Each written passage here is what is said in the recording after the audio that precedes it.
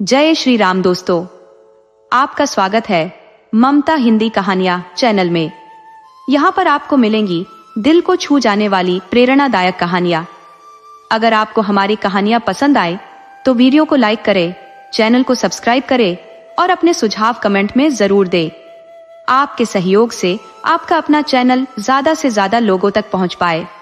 धन्यवाद।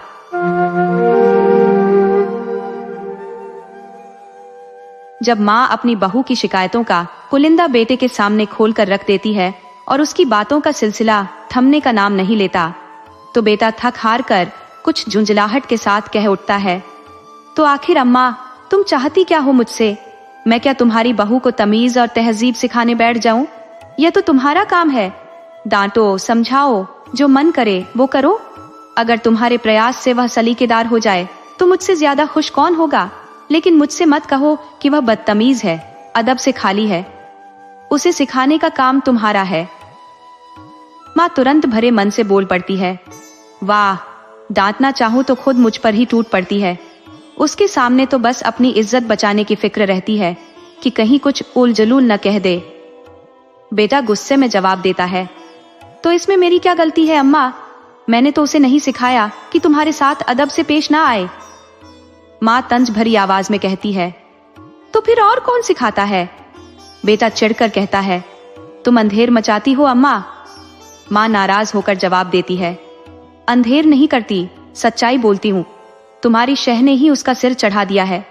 जब वह तुम्हारे पास आकर रोती धोती है, तब क्या तुमने कभी उसे समझाया कि अम्मा का अदब करना चाहिए?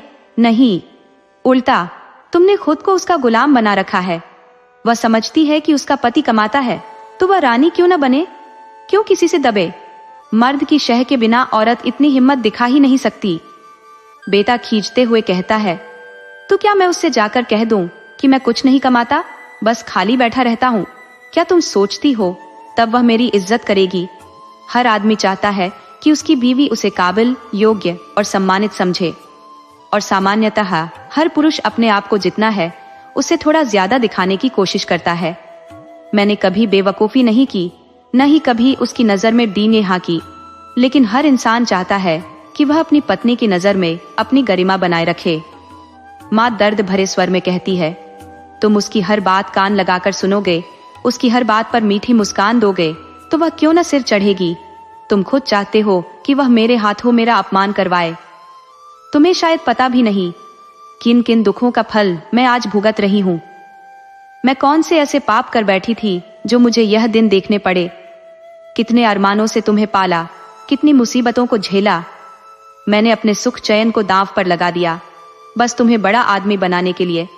खुद अधनंगी रही पर तुम्हें पहनाया, खुद भूखी सोई लेकिन तुम्हें खिलाया। मेरे लिए तुम उस मरने वाले की आखिरी निशानी थी, मेरी सारी उम्मीदों का केंद्र। तुम्हारी पढ़ाई के लिए मैंने अपने गहने तक बेच डाले, विधवा के पास और था ही क्या? क्या तुम मुझे यह इनाम इसलिए दे रहे हो? बेटा, माँ, मैं समझ नहीं पाता कि आप मुझसे आखिर चाहती क्या है। आपके अनगिनत एहसानों को मैं कैसे चुका सकता हूँ? आपने मुझे न केवल तालीम दिलाई बल्कि जिंदगी का असल मोल सिखाया। आपने अपने जेवर तक त्याग दिए, यहाँ तक कि अपना खून तक बहाया। अगर मैं 100 जन्म भी ले लूं तो भी आपकी इन कुर्बानियों का कर्ज नहीं उतार सकता। मैं हमेशा आपकी मर्जी के खिलाफ कुछ भी करने से बचता हूँ। जितना बन सके आपकी सेवा में जुटा रहता हूँ। जो भी कमाता हूँ उसे आपके हाथों में ही रखता हूँ। फिर भी आप मुझसे और क्या चाहती हैं? मेरे बस में और क्या है? खुदा ने हमें और इस पूरे जहान को पैदा किया, लेकिन हम क्या उसे उसका कर्ज चुका सकते हैं? क्या हम उसे किसी तरह मुआवजा दे सकते हैं? हम तो उसका नाम तक धन से नहीं लेते, उसका शुक्र तक नहीं अदा करते। एक बेटे के लिए अपनी माँ के त्याग का कर्ज उतारना मुमकिन नहीं, चाहे वो पूरी धरती का राजा ही क्यों न बन जाए। मैं तो बस इतना कर सकता हूँ कि आपकी खुशी का ख्याल रखूं। मुझे याद नहीं आता कि मैंने कभी ऐसा कुछ किया हो जिससे आप असंतुष्ट हुई हो। माँ, तुम कहते हो कि तुम मेरी खुशी का ख्याल रखते हो, लेकिन मैं तो तुम्हारे घर में ऐसे रहती हूँ जैसे कोई नौकरानी।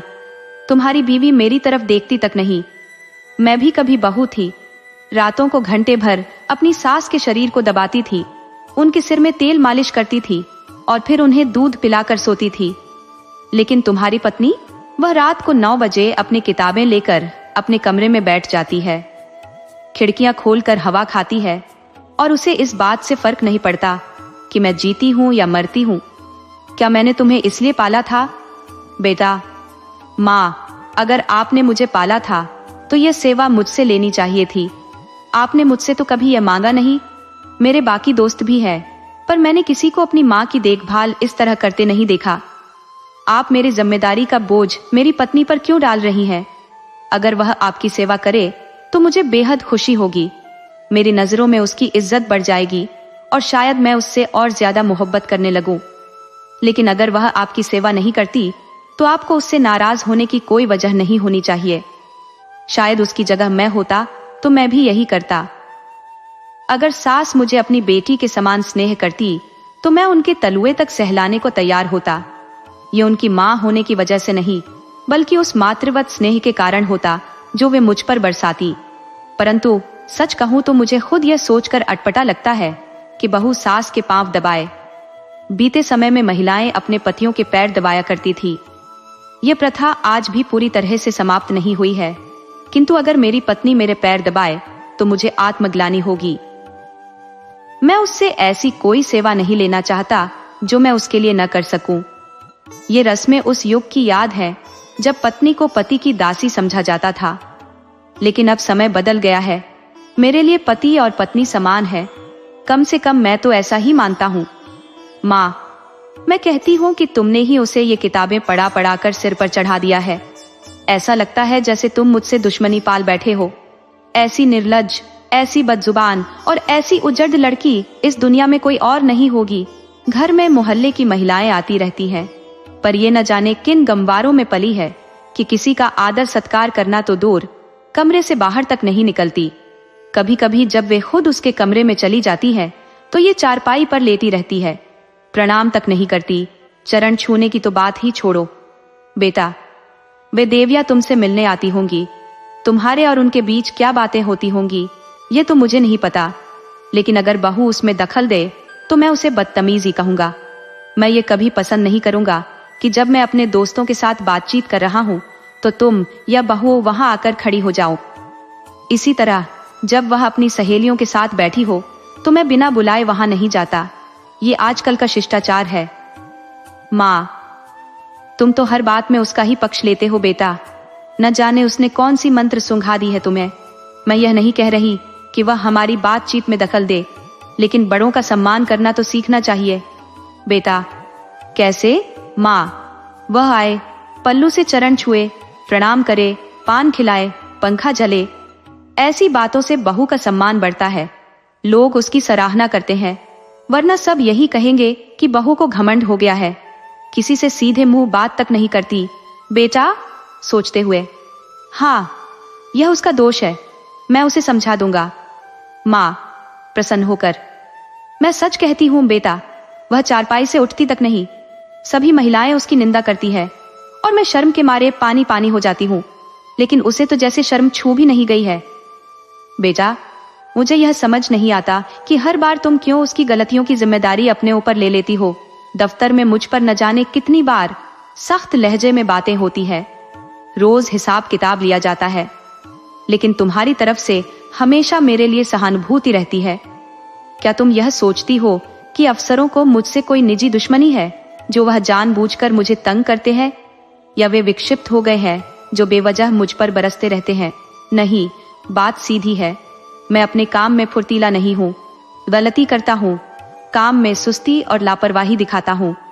जब अफसर सामने से हटते हैं तब मैं या तो अखबार पढ़ने लग जाता हूँ या ताश खेलने बैठ जाता हूँ।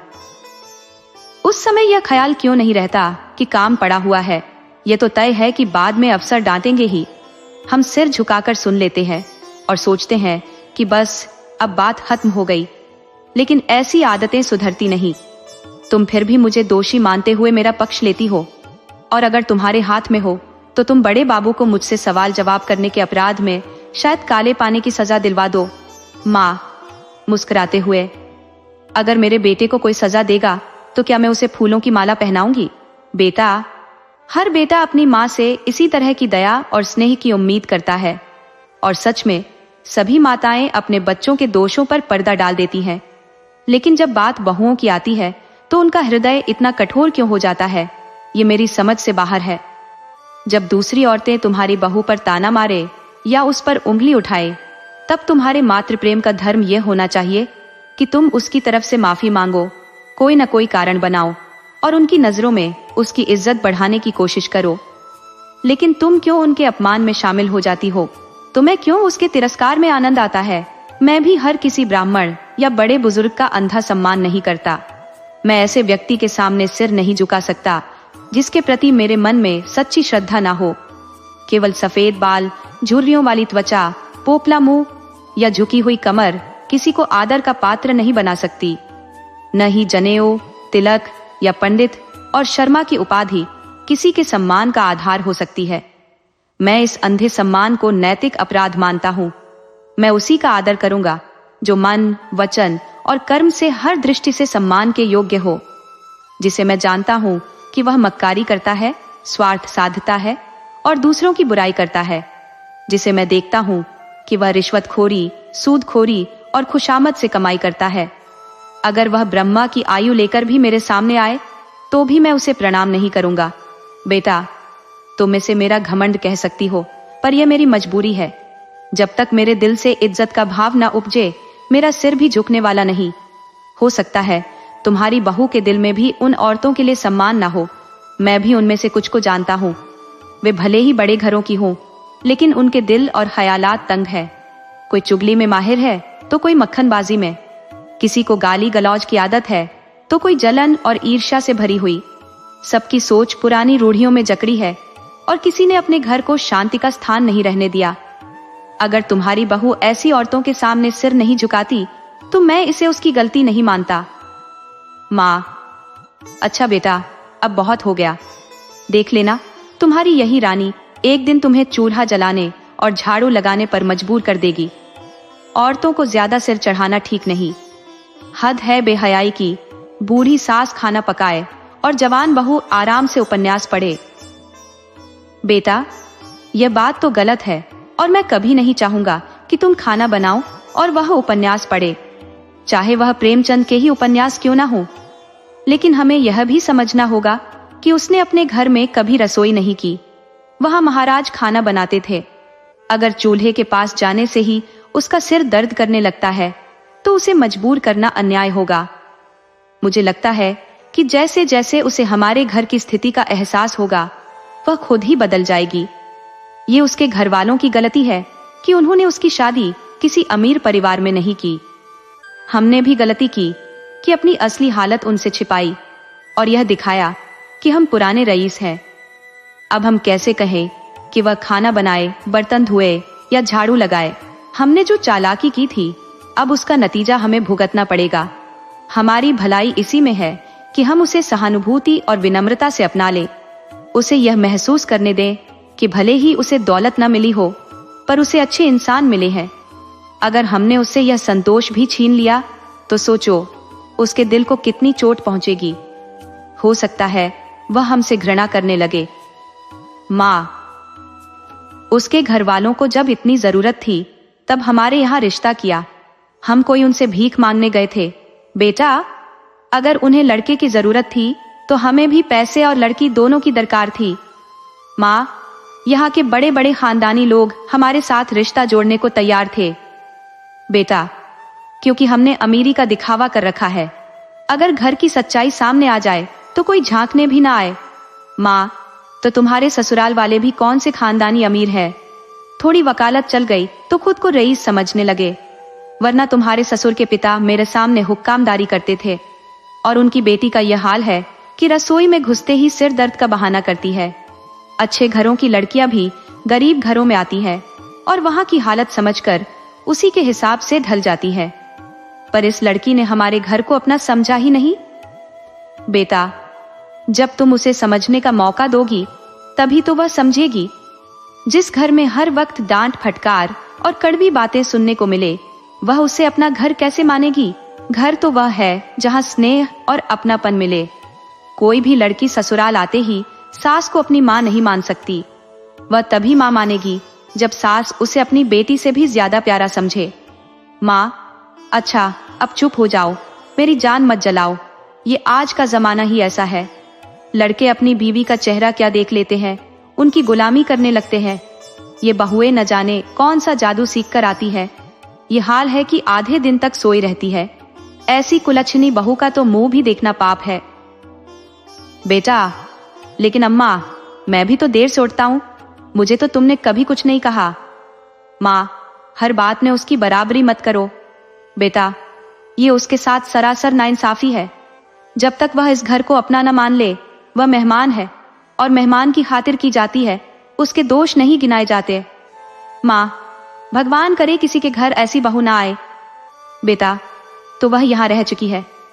माँ, क्या इस दुनिया में औरतों की कमी है? बेटा, औरतों की कमी नहीं, लेकिन इंसानियत और समझदारी रखने वाली देवियों की कमी जरूर है। माँ, ऐसी औरत सोती है तो बच्चा चाहे रो रो कर बेहाल हो जाए, उसे परवाह नहीं। फूल सा बच्चा लेकर मायके गई थी और जब 3 महीने बाद लौटी तो बच्चा आधा रह गया। बेटा, क्या मैं यह मान लूं कि तुम्हें उसके बच्चे से जितना लगाव है उतना उसे नहीं है? यह तो प्रकृति के नियम के खिलाफ होगा। और अगर वह सच में निर्लज्ज है तो यह उसकी कमी है। तुम क्यों उसकी जिम्मेदारी उठाती हो? माँ, तो मैं सब कुछ अपनी आंखों से होते देखती रहूं और चुपचाप खड़ी रहूं? घर बर्बाद हो जाए तो भी कुछ न बोलूं? बेटा, अम्मा, आपको समझना होगा कि आप इस घर को जल्द छोड़ देंगी, लेकिन उसे यहाँ बहुत दिन रहना है। घर की भलाई और नुकसान की फिक्र उसे ज्यादा है। मैं ज्यादा से ज्यादा उसे डांट सकता हूँ, लेकिन अगर वह मेरी बातों को तवज्जो न दे और उलटे जवाब दे तो मेरे पास क्या उपाय है उसे समझाने का? माँ, 2 दिन उससे बात मत करो, सब ठीक हो जाएगा। वह सीधी होकर तुम्हारे सामने सिर झुकाएगी। बेटा, मुझे इसमें शक है। अगर मैं उससे बात नहीं करूंगा तो वह भी मुझसे बात नहीं करेगी, और अगर ज्यादा खींचतान करूंगा तो वह अपने मायके चली जाएगी। माँ, भगवान करे ऐसा ही हो, फिर मैं तुम्हारे लिए नई बहू ले आऊंगी। बेटा, हो सकता है वह भी ऐसी ही निकले। अचानक बहू वहां आ खड़ी होती है। माँ और बेटा दोनों सकते में आ जाते हैं, जैसे कोई बड़ा विस्फोट हो गया हो। बहू की सुंदरता, उसका गर्वीला स्वभाव और आंखों में चुभता व्यंग्य साफ छलकता है। उसके गाल लाल हो रहे हैं, लेकिन होठों पर व्यंग्य भरी मुस्कान और आंखों में तेज चमक है। माँ, झेपते हुए, तुम्हें यहाँ किसने बुलाया? बहू, क्यों? जो तमाशा यहाँ चल रहा है उसका मजा लेने का मुझे हक नहीं है? बेटा, माँ बेटे के बीच में दखल देने का तुम्हें कोई अधिकार नहीं। बहू का चेहरा अचानक कठोर हो जाता है। बहू, अच्छा, आप चुप रहिए। जो पति अपनी पत्नी की बुराई सुनता रहे वह पति कहलाने के लायक नहीं है। उसे पति धर्म का अब तक नहीं पता। अगर कोई मेरी प्यारी माँ भी तुम्हारी बुराई करती तो मैं उसकी जबान पकड़ लेती। जब तुम मेरे घर जाते हो तो वहां हर कोई तुम्हारी तारीफ करता है। नौकर से लेकर बड़े बुजुर्ग तक तुम्हारी इज्जत करते हैं। अगर उनके बस में हो तो तुम्हारे लिए आसमान के तारे तक तोड़ लाए। लेकिन यहाँ मुझे क्या मिलता है? ताने, उलाहने और तिरस्कार। मेरे घर तो कोई नहीं कहता कि तुम देर से क्यों उठे या किसी को सलाम क्यों नहीं किया। मेरे बाबूजी कभी ऐसा बर्ताव सहन नहीं करेंगे। स्त्री, क्या मैं यहाँ इसीलिए आई हूँ कि तुम्हारे परिवार की सारी जरूरतें पूरी करूं, या फिर सबकी सेवा करते हुए अपनी पहचान खो दूं? मैं यहाँ तुम्हारी संगिनी बनकर आई हूँ, कोई नौकरानी नहीं। संगिनी होने का मतलब ये नहीं कि तुम मुझ पर हुक्म चलाओ और मेरी आत्मा को कुचल दो। मेरे कर्तव्यों का निर्णय मुझे खुद करना चाहिए। ये मेरे अंदर से आना चाहिए, न कि तुम्हारे तिरस्कार या डांट फटकार से। अगर मुझे कुछ सिखाना हो तो माँ के प्यार की तरह सिखाओ। मैं सीखने को तैयार हूँ, लेकिन अगर जबरन मेरे ऊपर कुछ थोपोगे तो मैं उसे स्वीकार नहीं करूंगी, चाहे वह अमृत ही क्यों ना हो। मैंने तो कब का इस घर को अपना मान लिया होता, लेकिन हर बार मुझे एहसास कराया जाता है कि मैं इस घर की दासी हूँ। हर वक्त यह जताया जाता है कि मेरा यहाँ कोई अधिकार नहीं, सिर्फ गुलामी करने के लिए लाई गई हूँ। ये सब सुन सुनकर मेरा खून खौल उठता है। अगर यही चलता रहा तो एक दिन ऐसा आएगा कि मैं यह सब सहते सहते खत्म हो जाऊंगी। माँ, सुन रहे हो अपनी रानी के बोल? वह यहाँ रानी बनकर आई है और हम उसके नौकर हैं। उसका हुक्म बजाने के लिए बैठे हैं।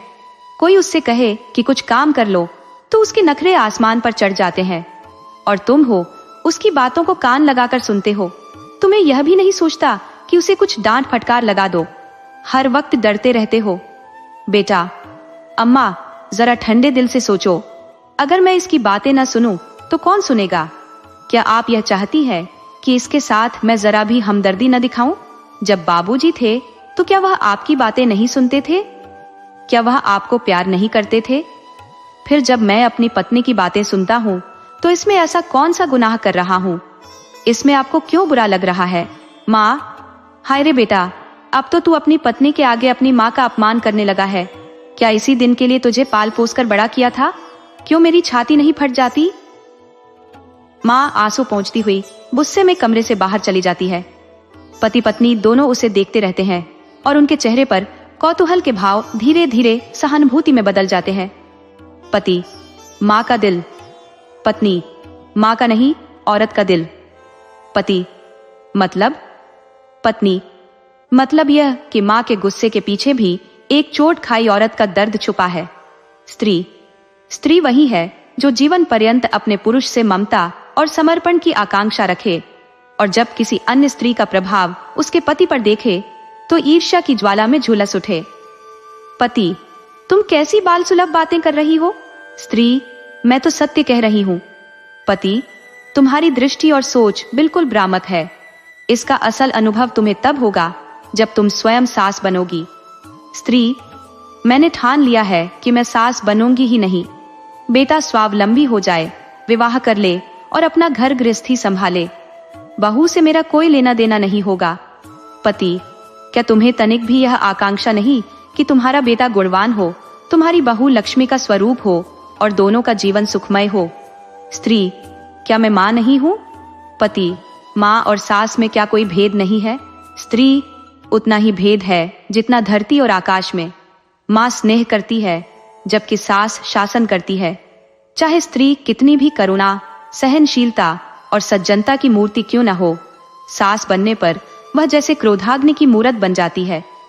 जिसे पुत्र से जितना अधिक प्रेम होता है, वह बहू पर उतने ही अधिक कठोर अनुशासन के डंडे चलाती है।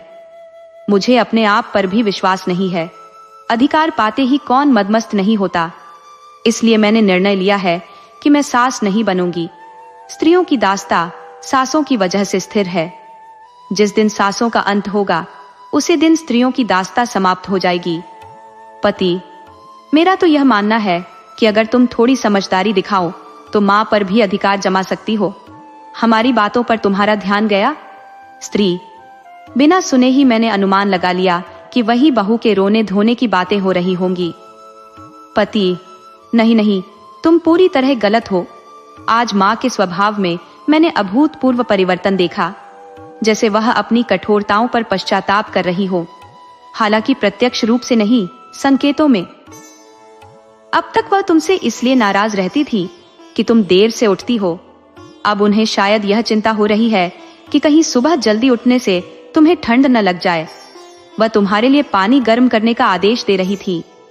स्त्री आश्चर्य से, सचमुच? पति, हाँ, सुनकर मैं भी अचंभित था। स्त्री, तो अब मैं मुंह अंधेरे उठूंगी। ऐसी ठंड मुझे क्या ही लग जाएगी। लेकिन तुम मुझे बहका तो नहीं रहे? पति, अब तुम्हारी इस शंका का क्या उपचार? इंसान को कभी कभी अपने अन्याय पर खेद हो ही जाता है। स्त्री, तुम्हारे मुख से ऐसी बात सुनकर तो जैसे मेरे कानों में अमृत घुल गया। अब मैं सुबह जल्दी उठ जाया करूंगी। वह मेरे लिए क्यों पानी गर्म करेंगी? मैं स्वयं कर लिया करूंगी। इंसान यदि ठान ले तो कुछ भी असंभव नहीं। पति, मुझे उनकी बातों को सुन सुनकर ऐसा आभास हो रहा था मानो कोई दैवी संकेत उनकी आत्मा को झकझोर कर जगा गया हो। जो कभी तुम्हारे अलहड़पन और चंचलता पर खींच उठती थी, अब वह उसे भी सहजता से स्वीकार कर रही है। पहले चाहती थी कि कोई बुजुर्ग घर में आए जिससे तुम उनके पैर छूकर अपनी मर्यादा दिखाओ, लेकिन शायद अब उन्हें यह समझ आने लगा है कि इस उम्र में अलहड़ता स्वाभाविक होती है। शायद उन्हें अपनी युवावस्था याद आने लगी है। कह रही थी, यही तो उम्र होती है सजने संवरने, हंसने खेलने और मस्ती करने की। बूढ़ियों का तो दिन भर तांता लगा रहता है, कोई कितनी बार उनके पैर छुए और क्यों छुए? वे कौन सी बड़ी देवी है? स्त्री, ये सुनकर तो मेरा मन खुशी से फूला नहीं समा रहा। पति, मुझे भी यकीन नहीं हो रहा था, लगा जैसे सपना देख रहा हूं। स्त्री, अब तो वह सही रास्ते पर आ गई है। पति, इसे किसी दैवी प्रेरणा से कम नहीं समझा जा सकता। स्त्री, तो फिर मैं कल से आदर्श बहू बन जाऊंगी। इतना चुपचाप तैयार होंगी कि किसी को कानों कान खबर ना होगी। हफ्ते में एक बार सिनेमा जाना काफी होगा, और बुढ़ियों के पैर छू लेने में क्या बुराई है? भले ही वे देवियां ना हो, चुड़ैल ही सही, लेकिन मुझे आशीर्वाद तो देंगी, मेरे गुण तो गाएंगी। पति, सिनेमा का तो उन्होंने नाम तक नहीं लिया। स्त्री, तुम्हें जो इसका चाव है, अब तुम्हें भी अकेले नहीं जाने दूंगी। पति, लेकिन जरा सोचो, तुमने कितनी उच्च शिक्षा हासिल की है और तुम्हारा खानदान इतना प्रतिष्ठित है। इन बूढ़ी खूसटों के पैर छूना तुम्हें शोभा नहीं देगा। स्त्री, क्या उच्च शिक्षा का अर्थ यह है कि हम दूसरों को हीन समझे? बूढ़े चाहे जितने मूर्ख क्यों ना हो, परंतु जीवन का अनुभव तो उनके पास होता ही है, और कुल की इज्जत तो हमेशा विनम्रता और सद्व्यवहार से बढ़ती है, न कि हेकड़ी और अकड़ से। पति, मुझे तो सबसे अधिक आश्चर्य इस बात पर हो रहा है कि उनका हृदय परिवर्तन इतनी जल्दी कैसे हो गया। अब उन्हें यह बात भी अनुचित लगती है कि बहुएं सास के पैर दबाएं, उनकी साड़ियां धोए या उनके शरीर में मालिश करे। कह रही थी, बहू कोई दासी नहीं है कि सास के पैरों पर झुकी रहे। स्त्री, सच में मेरी सौगंध खाओ। पति, हाँ जी, 16 आने सच कह रहा हूं। और तो और, अब वह तुम्हें खाना पकाने भी नहीं देंगी। कह रही थी, जब बहू के सिर में दर्द हो तो क्यों उसे परेशान किया जाए, कोई महाराज रख लो। स्त्री, प्रसन्नता से झूमते हुए, मैं तो ऐसा महसूस कर रही हूं जैसे किसी आकाश गंगा में विचरण कर रही हूं। ऐसी सास के तो चरण धोकर पीने चाहिए। लेकिन तुमने कभी पूछा नहीं कि पहले वह मुझे इतनी कढ़ाई से क्यों हकीम बनाने पर तुली रहती थी? पति, यह पूछने से भला मैं कैसे चूकता। बोली, मैं तो पहले ठीक थी, हमेशा खाना पकाया तो बहू क्यों न पकाए, पर अब उनकी समझ में यह बात आने लगी है कि वह साधारण परिवार की बेटी थी, जबकि तुम एक समृद्ध घराने की बहू हो। स्त्री, अम्मान जी दिल की नेक है, मैं उन्हें माफ करने योग्य मानती हूँ। देखो, जिस माहौल में हम बड़े होते हैं उसे पल भर में बदल देना आसान नहीं होता। उनके जीवन का अधिकांश भाग जिन परंपराओं और रूढ़ियों के साथ गुजरा है, उन्हें पूरी तरह त्यागना किसी के लिए भी सरल नहीं। वह तो फिर भी बहुत सहिष्णु है। और सुनो, अभी महाराज मत रखो, खामख्वाह खर्च क्यों बढ़ाना। जब तरक्की होगी तब सोचेंगे, फिलहाल मैं ही रसोई संभाल लूंगी। 3-4 लोगों का खाना ही तो बनाना है। अगर मेरी वजह से अम्माओं को थोड़ा आराम मिले तो इसमें क्या बुरा है। हाँ, कोई मुझे दबाने की कोशिश करे तो मुझसे अधिक कठोर कोई नहीं। पति, मगर यह मुझे अच्छा नहीं लगेगा कि तुम रात में अम्मा के पांव दबाने बैठो। स्त्री, इसमें बुरा लगने की क्या बात है। जब वह मेरे लिए इतना सोचती है तो मुझे भी उनका ख्याल रखना चाहिए। जिस दिन मैं उनके पांव दबाने लगूंगी वह मुझ पर जान छिड़कने लगेंगी। आखिर बहू बेटी का सुख उन्हें भी तो महसूस हो। बड़ों की सेवा में कभी छोटाई नहीं होती। बुरा तो तब लगता है जब कोई शासन जमाए, और अम्मा ऐसा थोड़े ही करेंगी। यह तो निस्वार्थ प्रेम की बात होगी। पति, अब तो अम्मा को तुम्हारी खर्चीली आदतें भी नागवार नहीं लगती। कह रही थी, पैसे रुपये बहू के हाथ में दे दिया करो। स्त्री, छिड़कर तो नहीं कहा। पति, नहीं नहीं, वह तो बड़े प्यार से कह रही थी। अब उन्हें यह सोचकर चिंता होती है कि कहीं उनके पास पैसे रहने से तुम्हें असुविधा तो नहीं हो रही। तुम्हें बार बार उनसे मांगने में झिझक भी होती होगी और डर भी लगता होगा कि अपनी जरूरतों को दबाना पड़े। स्त्री, अरे भैया, मैं इस जिम्मेदारी में अभी नहीं पड़ने वाली। तुम्हारी आमदनी थोड़ी सी है, अगर जल्दी खर्च हो गई तो महीने का खर्चा पूरा करना भारी हो जाएगा। कम में गुजारा करने की कला तो अम्मान जी को बखूबी आती है। मेरी तो ऐसी कोई खास जरूरतें भी नहीं है। मैं तो बस अम्मान जी को तंग करने के लिए ही कभी कभी रुपए मांग लिया करती थी। मेरे पास तो खुद 100-50 रुपए पड़े रहते हैं। बाबूजी जब चिट्ठी भेजते हैं तो उसमें 10-20 के नोट भी डाल देते हैं। मगर अब मुझे अपने खर्चों पर लगाम लगानी होगी। आखिर बाबूजी कब तक सहारा देंगे? और यह भी अच्छी बात नहीं कि मैं बार बार उन पर बोझ बनती रहूं। पति, देख लेना अब अम्मा तुम्हें कितना दुलार करेंगी। स्त्री, और तुम भी देखना मैं उनकी कितनी सेवा करती हूं। पति, मगर शुरुआत तो उन्होंने की है। स्त्री, सोचने में उन्होंने पहल की, लेकिन व्यवहार में तो पहला कदम मेरा ही होगा। खाना पकाने का वक्त हो गया है, मैं चलती हूँ। कोई खास चीज खाने का मन है? पति, तुम्हारे हाथों की साधारण रोटियां भी मुझे पकवान जैसा आनंद देंगी। स्त्री, अब तो तुम मजाक पर उतर आए हो।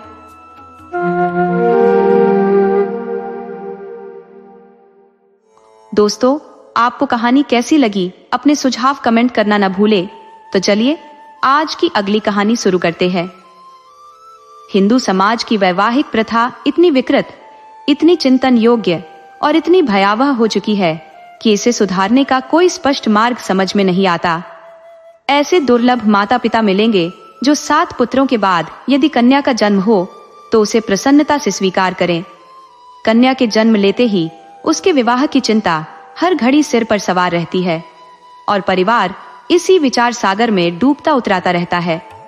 स्थिति इतनी हतोत्साहित करने वाली और दारुण हो चुकी है कि ऐसे माता पिताओं की कमी नहीं जो कन्या की मृत्यु पर मन ही मन राहत महसूस करते हैं, जैसे कोई बड़ी बाधा हट गई हो। इस त्रासदी का मुख्य कारण है दहेज प्रथा की बढ़ती हुई प्रवृत्ति, जो दिन ब दिन एक विकराल रूप लेती जा रही है। ऐसा प्रतीत होता है जैसे यह दर वर्षा ऋतु में बाढ़ की तरह हर सीमा को तोड़ती जा रही हो। एक समय था जब दहेज के रूप में 1 या 2 हजार रुपए केवल बड़े घरों तक सीमित थे। साधारण परिवारों में 500 से 1000 रुपए में विवाह संपन्न हो जाते थे, लेकिन आज मामूली विवाह भी 3 से 4 हजार रुपये से कम में संभव नहीं। खर्चों का यह हाल है और वहीं दूसरी ओर शिक्षित समाज की निर्धनता और दरिद्रता बढ़ती ही जा रही है। इसका क्या परिणाम होगा यह ईश्वर ही जानता है। पुत्र चाहे दर्जनों हों, माता पिता को उनकी चिंता नहीं होती। पुत्रों का विवाह उनके लिए एक अनिवार्यता नहीं है, यह एक वैकल्पिक विषय बन गया है। माता पिता कह देते हैं, खाओ, कमाओ और अपनी कमाई से विवाह कर लो। बेटों की कुचरित्रता को समाज में कलंक नहीं समझा जाता, लेकिन कन्या का विवाह करना ही पड़ेगा। यह जिम्मेदारी से भागने का कोई मार्ग नहीं। यदि विवाह में विलंब हुआ और कन्या के पांव कहीं फिसल गए तो पूरे परिवार की प्रतिष्ठा धूल में मिल जाती है। समाज में अपमानित होकर जीना पड़ता है। यदि यह घटना छिपाई जा सके तो ठीक, अन्यथा माता पिता और परिजनों के लिए संसार में मुंह दिखाने लायक स्थिति नहीं रहती।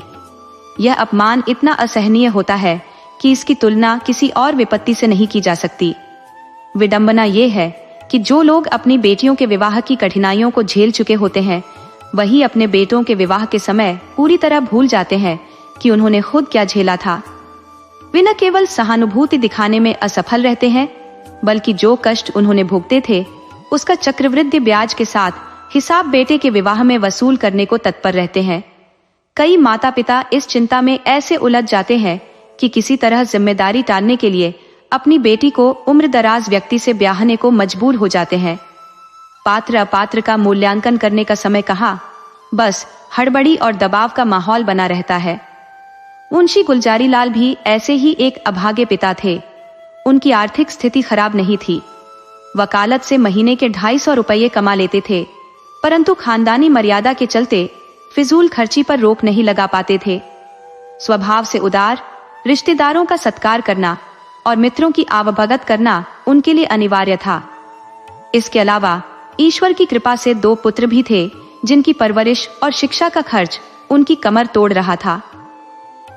पहली बेटी का विवाह उनके लिए पहाड़ जैसा मुश्किल काम बन गया था। उनकी इच्छा थी कि बेटी का रिश्ता एक अच्छे घर में हो, वरना समाज ताने देगा। लेकिन अच्छे घर के लिए कम से कम 5000 रुपए का इंतजाम करना जरूरी था। दूसरी ओर बेटी की उम्र बढ़ती जा रही थी। वह दिन ब दिन सुंदरता में चांद को मात देने लगी, जबकि बेटों को देखकर ऐसा लगता था जैसे सूखे का रोग लग गया हो। काफी प्रयासों के बाद एक रिश्ता मिला। लड़के का पिता आबकारी विभाग में 400 रुपए का अधिकारी था और लड़का पढ़ा लिखा था, परंतु समस्या ये थी कि लड़का साफ कहता था, मैं शादी नहीं करूंगा। लड़के के पिता ने उसे समझाने की बहुत कोशिश की, मुंशी जी ने भी समझाया, लेकिन वह अपनी जिद पर अड़ा रहा। उसका कहना था, यह मेरी इच्छा है। लड़का परिवार का इकलौता था और उसके माता पिता की प्रबल इच्छा थी कि वह शादी करे। मजबूरी में फलदान की रस्म रखी गई, लेकिन लड़के के पिता ने साफ कर दिया कि यदि लड़का अंततः नहीं माना तो फलदान लौटा दिया जाएगा। गुलजारी लाल की पत्नी ने चिंतित होकर पूछा, क्या तुमने लड़के से अकेले में बात नहीं की? गुलजारी लाल बोले, बात की थी। वह रोने लगा, फिर कुछ कहे बिना उठकर चला गया। मैं तो उसके पैरों तक गिर पड़ा, पर उसने कुछ नहीं कहा। पत्नी ने व्याकुल होकर कहा, देखो, इस लड़की की वजह से हमें कितना कुछ झेलना पड़ रहा है। गुलजारी लाल ने भारी मन से जवाब दिया, आजकल के लड़कों का यही हाल है। अंग्रेजी किताबों में पढ़ते हैं कि विदेशों में कितने लोग अविवाहित रहते हैं। बस वही ख्याल इन पर हावी हो जाता है कि शादी के बिना जिंदगी ज्यादा सुखद और शांतिमय रहती है। इन्हें लगता है कि सारी परेशानियों की जड़ शादी ही है। मैं भी जब कॉलेज के दिनों में था, अक्सर यही सोचता था कि शादी ब्याह के झंझट में न पड़कर अकेला रहूंगा और खुलकर जिंदगी का लुत्फ उठाऊंगा। पत्नी ने तपाक से कहा, असल में यही तो सच है। शादी ही तो सारी परेशानियों की जड़ है। अगर तुमने शादी न की होती तो ये सब चिंताएं क्यों होती? और अगर मैं भी कुंवारी रहती तो सुकून से जिंदगी बिताती। इसके लगभग 1 महीने बाद मुंशी गुलजारी लाल को बर से एक पत्र प्राप्त हुआ। पत्र में लिखा था, पूज्यवर, सादर प्रणाम। मैं इस समय बड़े असमंजस में पड़कर आपसे पत्र लिखने की धृष्टता कर रहा हूँ। कृपया इसे क्षमा करें। आपके यहाँ से लौटने के बाद से मेरे माता पिता मुझ पर शादी के लिए तरह तरह के दबाव डाल रहे हैं। माँ आंसुओं में डूब जाती है और पिताजी गुस्से में आ जाते हैं। उनका मानना है कि मैं केवल अपनी जिद के कारण विवाह से भाग रहा हूँ। यहाँ तक कि शायद उन्हें यह भी शक हो गया है कि मेरा चरित्र ठीक नहीं है। मैं असलियत बताने से डरता हूँ, क्योंकि ये बात सुनकर उनका दुख बढ़ जाएगा और मुमकिन है कि सदमे में उनकी जान पर बनाए। इसलिए आज तक जो राज छुपाकर रखा, उसे अब विवश होकर आपसे साझा कर रहा हूँ। आपसे मेरी सविनय प्रार्थना है कि इस बात को गोपनीय रखे और किसी भी सूरत में मेरे माता पिता को इसका पता न चलने दे। जो होना है वह तो होगा, लेकिन पहले ही क्यों उन्हें गहरे शोक में डुबो दूं? सच तो यह है कि मुझे बीते 5-6 महीनों से यह एहसास हो रहा है कि मैं क्षय रोग टीबी से ग्रसित हूँ। इसके सभी लक्षण लगातार बढ़ते जा रहे हैं।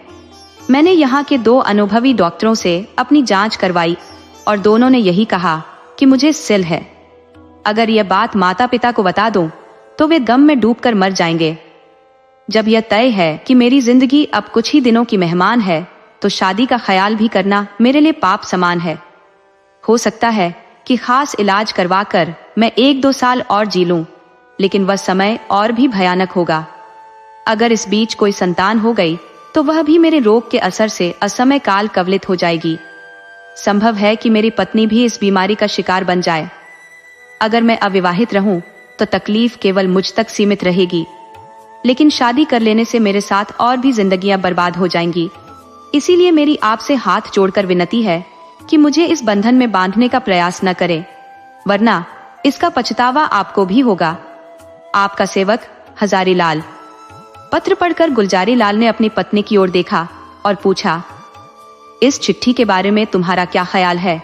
स्त्री, मुझे तो यह सब एक बहाना ही लगता है।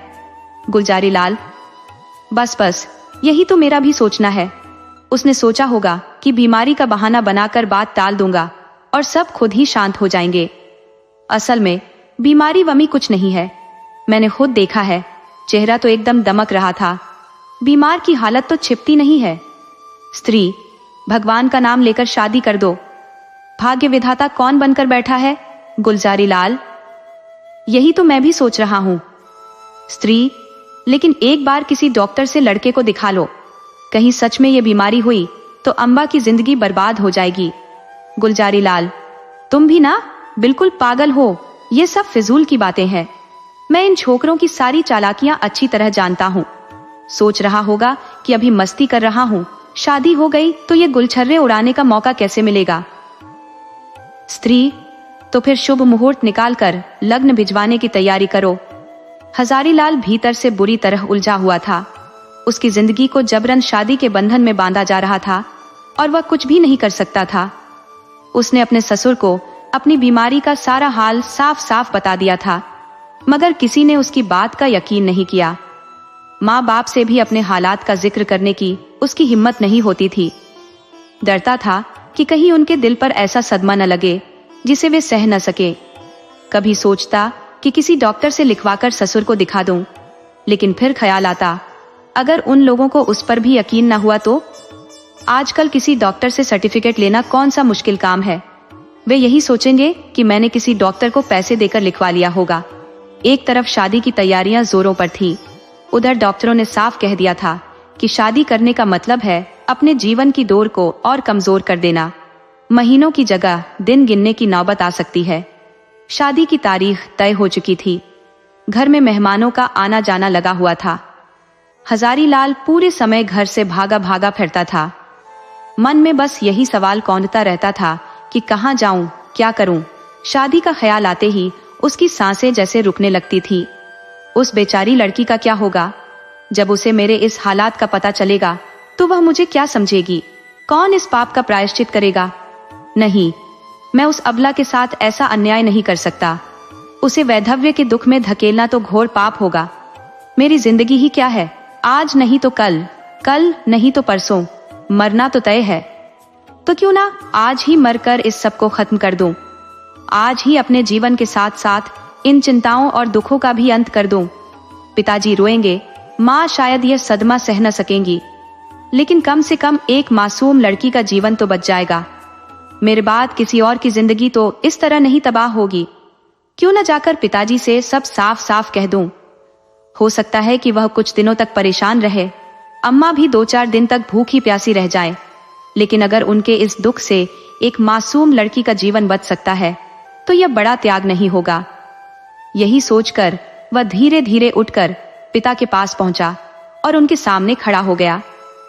रात के 10 बज चुके थे। बाबू दरबारीलाल चारपाई पर लेटे हुए आराम फरमा रहे थे और हुक्का गुड़गुड़ा रहे थे। आज का पूरा दिन उन्होंने शादी की तैयारियों में बिताया था। शामियाना फाइनल किया, बाजे वालों को बयाना दिया, आतिशबाजी और साज सज्जा का इंतजाम किया।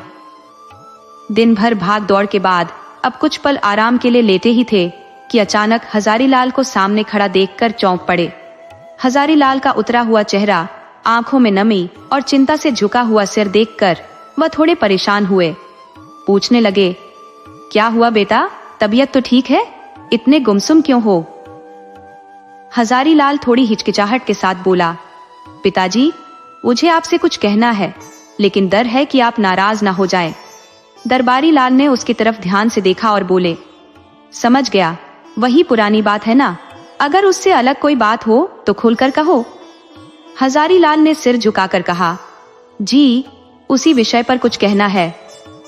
दरबारी लाल ने बात काटते हुए कहा, यही कहना चाहते हो कि मुझे इस रिश्ते में मत बांधिए, मैं इसके लायक नहीं हूँ, ये जिम्मेदारी मुझसे नहीं संभलेगी, ये बंधन मेरी जान पर भारी पड़ जाएगा वगैरह वगैरह, या फिर कुछ नया कहना है? हजारीलाल ने गंभीरता से कहा, पिताजी, बात थोड़ी अलग है, मैं आपकी आज्ञा मानने को तैयार हूँ, लेकिन एक सच है जिसे मैंने अब तक आपसे छिपाया था, अब वह बात बता देना चाहता हूँ, उसके बाद आप जो भी निर्णय करेंगे वह मुझे स्वीकार होगा। इसके बाद हजारीलाल ने डॉक्टरों की राय और अपनी हालत विस्तार से समझाई। उसने अंत में कहा, पिताजी, इस स्थिति में मुझे पूरा भरोसा है कि आप मुझसे शादी करने की जिद नहीं करेंगे। दरबारी लाल ने ध्यान से बेटे की बात सुनी, लेकिन उसकी बातों पर यकीन करना मुश्किल था। उन्होंने उसके चेहरे पर एक बार गौर किया, न तो कोई कमजोरी दिखी, न कोई बीमारी का लक्षण। फिर भी उन्होंने अपनी शंका और अविश्वास को छिपाते हुए गहरी सोच में कुछ देर बिताया। थोड़ी देर बाद उन्होंने गंभीर आवाज में कहा, बेटा, इस हालत में तो शादी करना और भी जरूरी हो जाता है। भगवान न करे कि हम वह बुरा दिन देखें, लेकिन अगर ऐसा कुछ हुआ तो कम से कम तुम्हारी कोई निशानी तो रह जाएगी। अगर भगवान ने संतान दी तो वही हमारे बुढ़ापे का सहारा होगी। उसके चेहरे को देखकर दिल को थोड़ा सुकून मिलेगा और जीवन में एक सहारा तो होगा। आगे क्या होगा यह तो कोई नहीं जानता। डॉक्टर किसी की किस्मत की लकीरों को पढ़ने की ताकत नहीं रखते, ईश्वर की माया अनंत है और उसे समझना इंसान के बस की बात नहीं। तुम शांत होकर बैठे रहो, जो करना है हम करेंगे। भगवान की इच्छा होगी तो सब भला ही होगा। हजारीलाल ने इसका कोई जवाब नहीं दिया। उसकी आंखों में आंसू भर आए और गला इतना भारी हो गया कि वह कुछ बोल ही नहीं पाया। चुपचाप उठकर अपने कमरे में जाकर लेट गया। 3 दिन और बीत गए, लेकिन हजारीलाल कोई फैसला नहीं कर पाया। शादी की तैयारियां जोर शोर से हो रही थी। मंत्रोच्चार के साथ पूजा हो चुकी थी और घर के बाहर बाजों की आवाज गूंज रही थी। आसपास के बच्चे इकट्ठा होकर मजे से बाजा सुन रहे थे और खुशी से दौड़ते भागते नजर आ रहे थे।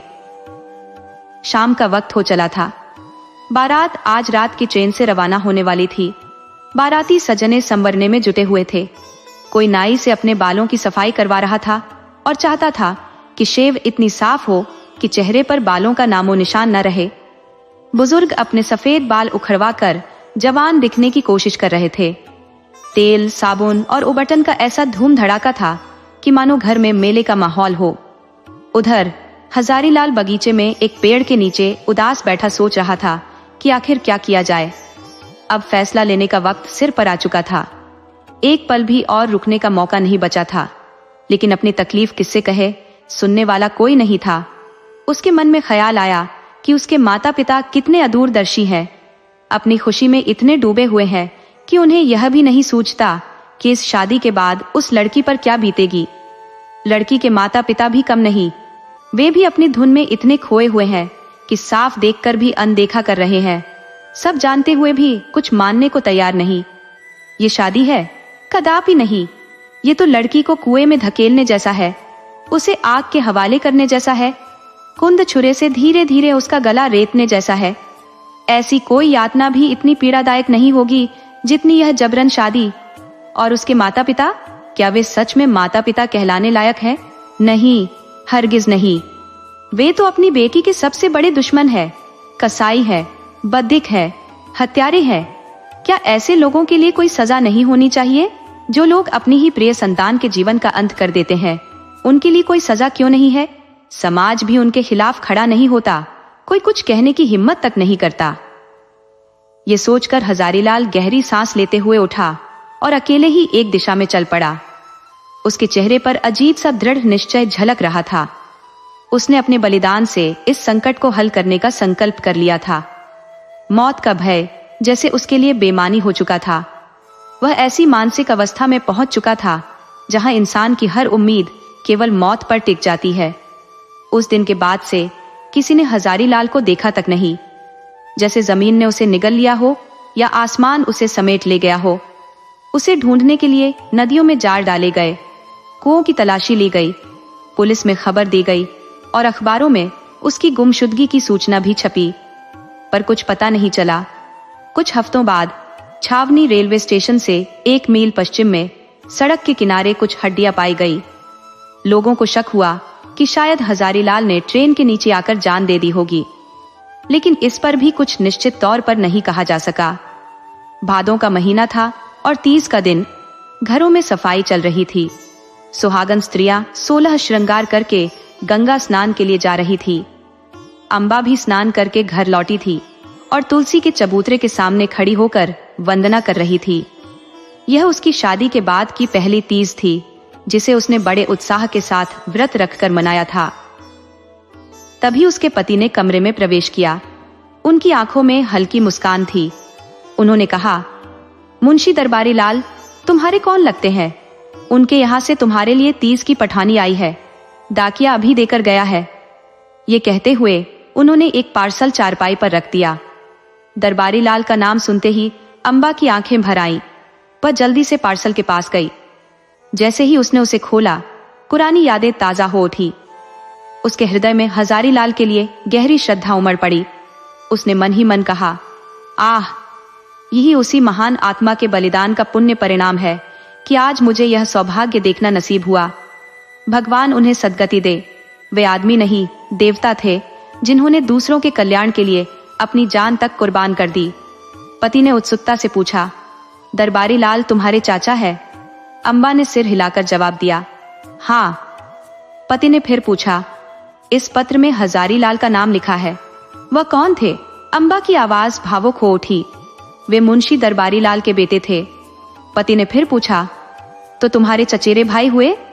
अम्बा ने कहा, नहीं, वे मेरे परम उद्धारक थे, मेरे जीवन के संरक्षक, जिन्होंने मुझे अंधकार के अथाह सागर से बचाया और मुझे यह सौभाग्य प्रदान किया। पति ने एक गहरी सांस ली और जैसे कोई भूली बात याद आ गई हो, बोले, आह, अब समझा, सच में वह इंसान नहीं, देवता थे।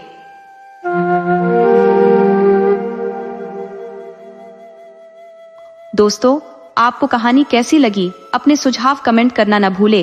तो चलिए आज की अगली कहानी शुरू करते हैं। परशुराम। वहीं रुक जाओ दालान में। मर्यादा। क्यों? क्या मुझ में कोई अपवित्रता आ गई है? परशुराम। पहले यह स्पष्ट करो कि इतने दिनों तक तुम कहाँ थी, किसके साथ थी, किस परिस्थिति में रही और यहाँ तक किसके साथ पहुंची, इसके बाद ही कुछ सोचा जाएगा।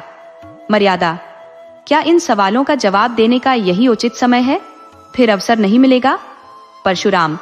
हाँ, यही समय है। तुम नदी से मेरे साथ ही बाहर निकली थी, कुछ समय तक मेरे पीछे पीछे भी चल रही थी।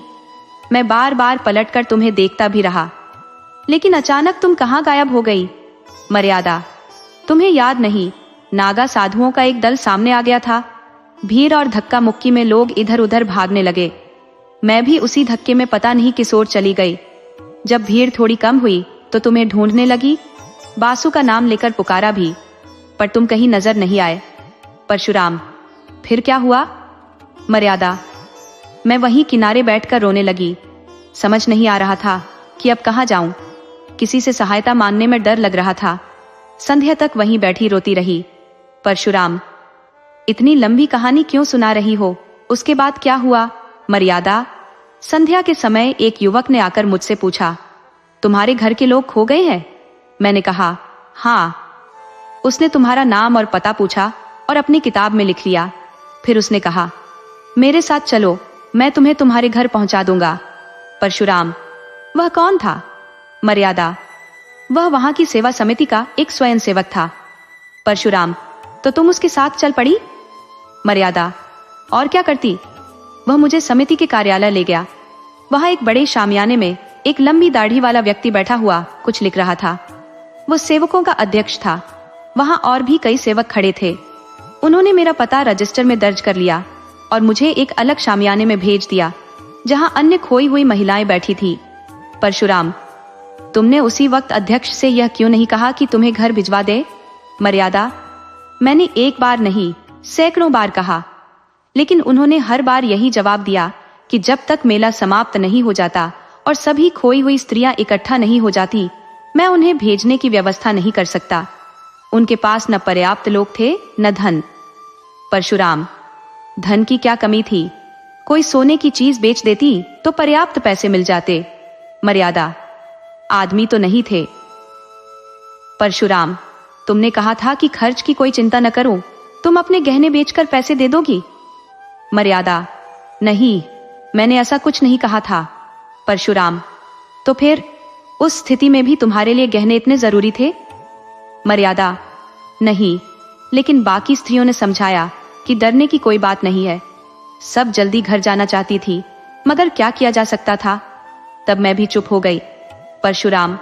और अगर बाकी स्त्रियां कुएं में कूद जाती तो तुम भी कूद जाती? मर्यादा। मुझे पता था कि ये लोग धर्म के नाते मेरी मदद कर रहे हैं, मेरे नौकर या मजदूर नहीं है। फिर मैं किस अधिकार से उनसे आग्रह करती? और फिर वहां अन्य स्त्रियों को देखकर मुझे थोड़ा साहस भी मिला। परशुराम। हाँ, इससे बेहतर दिलासा और क्या हो सकता था? अच्छा, वहां कितने दिन ये सुकून का आनंद लिया? मेला तो अगले दिन ही समाप्त हो गया होगा। मर्यादा। रात भर मैं अन्य स्त्रियों के साथ उसी शामियाने में रही। परशुराम। अच्छा, तुमने मुझे तार क्यों नहीं भिजवाया? मर्यादा। मैंने सोचा, जब ये लोग मुझे पहुंचाने की बात कह रहे हैं तो तार देने की क्या जरूरत? परशुराम। ठीक है, रात भर वहीं रुकी। युवक बार बार अंदर आते जाते रहे होंगे? मर्यादा। नहीं, केवल एक बार एक सेवक भोजन के लिए पूछने आया था। जब हमने सबने मना कर दिया तो वह चला गया और फिर कोई नहीं आया।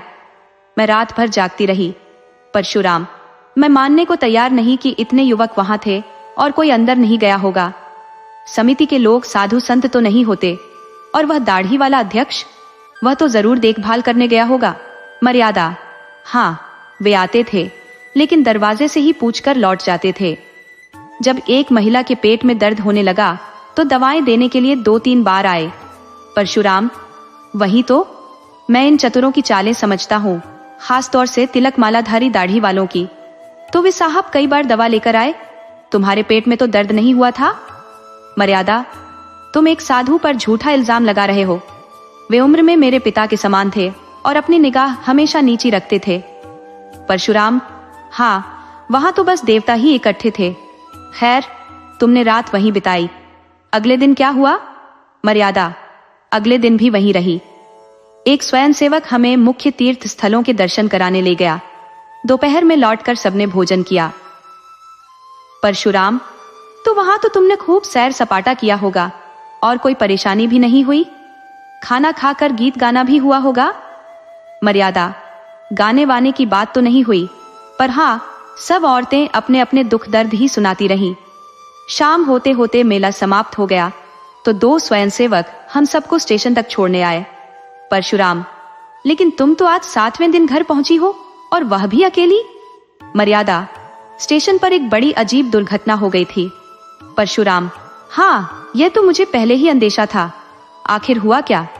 मर्यादा, जब स्वयंसेवक टिकट लेने गया तो एक आदमी ने आकर उससे कहा, यह गोपीनाथ धर्मशाला में एक बाबूजी ठहरे हैं, उनकी पत्नी खो गई है। उनका हुलिया ऐसा वैसा है, लंबे चौड़े, गोरे चिट्टे, लखनऊ में जबाई टीले पर मकान है। उसने तुम्हारा इतना सटीक वर्णन किया कि मैं विश्वास कर बैठी। मैं सामने आकर बोली, क्या तुम बाबूजी को जानते हो? उसने हंसते हुए कहा, जानता नहीं तो तुम्हें ढूंढने की माता। उसने कहा, तुम्हारा बच्चा रो रो कर बेहाल है।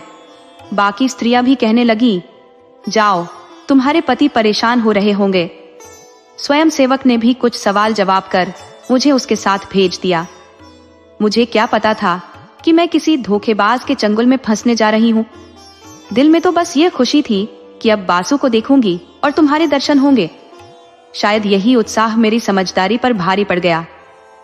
परशुराम, तो तुम उसकी बातों में आ गई? वह आखिर था कौन? मर्यादा, कौन था? ये क्या कहूं, मुझे तो लगता है वह कोई दलाल था। परशुराम, तुम्हें इतना भी नहीं सूझा कि उससे कहो, जाकर बाबूजी को बुला लाओ? मर्यादा, जब दुर्भाग्य सिर पर होता है तो इंसान की बुद्धि साथ छोड़ देती है। परशुराम, कोई आ रहा है? मर्यादा, मैं बाथरूम में छिप जाती हूँ। भाभी प्रवेश करती है। भाभी, भैया, क्या अब तक सोई नहीं? 10 तो बज चुके होंगे। परशुराम, वासुदेव अब भी रोते रोते सो गया है। भाभी, उसे देखने का मन कर रहा था। कुछ मर्यादा का पता चला? वैसे अब अगर वह मिल भी जाए तो किस काम की? घर से निकली औरत तो थान से छूटी घोड़ी जैसी होती है, बेलगाम और बेकाबू। परशुराम, आहत स्वर में, कहां से कहां तक ले जाकर मैंने उसे नहलाया था। भाभी, मुस्कुराते हुए, होनहार भैया, होनहार। अच्छा, मैं चलती हूं। मर्यादा बाहर आती है। मर्यादा, होनहार नहीं, तुम्हारी साजिश है। वासुदेव को दुलारने के बहाने तुम इस घर पर कब्जा जमाना चाहती हो। परशुराम, बकवास मत करो। बताओ, वह दलाल तुम्हें कहां लेकर गया? मर्यादा, स्वामी जी, आपसे यह कहते हुए मेरी आत्मा कांप रही है। परशुराम, तो यहां आने की भी तुम्हें लज्जा आनी चाहिए थी। मर्यादा, मैं ईश्वर को साक्षी मानकर कहती हूं, मैंने उसे अपने पास भी नहीं फटकने दिया। परशुराम, उसका हुलिया बता सकती हो? मर्यादा, वह सांवला छोटे कद का आदमी था। उसने नीचा कुर्ता पहन रखा था। परशुराम, और गले में ताबीजें थी? मर्यादा, हाँ, थी। परशुराम, वह धर्मशाले का सफाई कर्मचारी था। मैंने तुम्हारे लापता होने की बात उसी से की थी। उसी ने यह भयानक चाल चली। मर्यादा, मुझे तो वह कोई ब्राह्मण जान पड़ता था।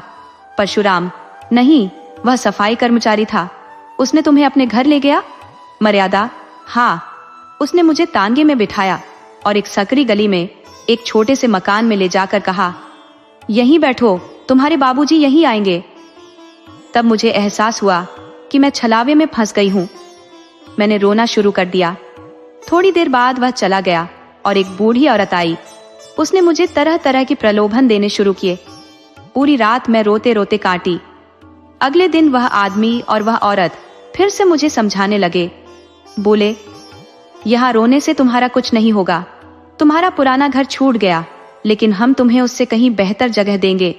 वहां तुम्हारे दिन सोने चांदी में कटेंगे। जब मुझे लगा कि यहाँ से भागना नामुमकिन है, तो मैंने अपनी चतुराई का सहारा लेने का सोचा। परशुराम, ठीक है, मैं मान लेता हूँ कि तुमने अपनी सतीत्व की रक्षा की, लेकिन मेरा मन अब तुम्हें स्वीकार नहीं कर सकता। तुम मेरे लिए अब वैसी नहीं हो जैसी पहले थी। इस घर में अब तुम्हारे लिए कोई जगह नहीं है। मर्यादा, स्वामी, ऐसा अन्याय मत कीजिए। मैं वही पत्नी हूँ जो पहले थी। कृपा करके मेरी हालत पर विचार कीजिए। परशुराम, मैंने सब सोच लिया है। यह 6 दिन से इसी पर विचार कर रहा हूँ। मैं समाज की परवाह नहीं करता। छुआछूत और देवी देवताओं को भी बहुत पहले छोड़ चुका हूँ। लेकिन जिस स्त्री पर दूसरे पुरुष की नजर पड़ी हो, जो 1 हफ्ते तक न जाने किस हाल में रही हो, उसे अपनाना मेरे लिए संभव नहीं। अगर यह अन्याय है तो ईश्वर की ओर से है। इसमें मेरा दोष नहीं। मर्यादा, मेरी मजबूरी और हालत पर आपकी रत्ती भर भी सहानुभूति नहीं?